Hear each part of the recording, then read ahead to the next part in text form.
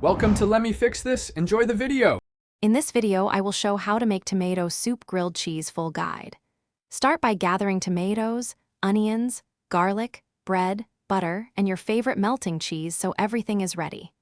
Roast or simmer tomatoes to concentrate flavor while you shred cheese and butter bread.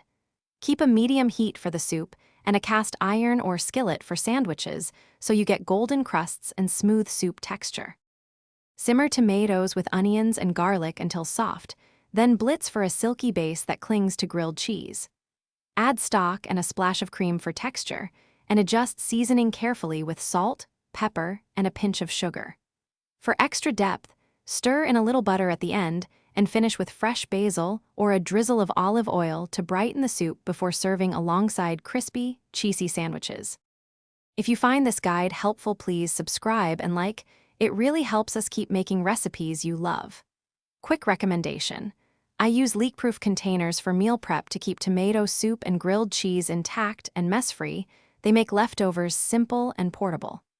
Look in the description for the link and other deals if you want one, then grab a snack. Now let's get back to the video. Assemble sandwiches with a mix of cheeses for melt and flavor, then butter the outer sides of the bread for even browning. Cook on medium heat and press gently with a spatula to encourage an even melt without burning the crust. Flip carefully and give the second side time to catch up so cheese becomes luscious and stringy. Serve immediately with warm tomato soup for dipping or spooning alongside. Thanks for watching. If you found this helpful, don't forget to like and subscribe.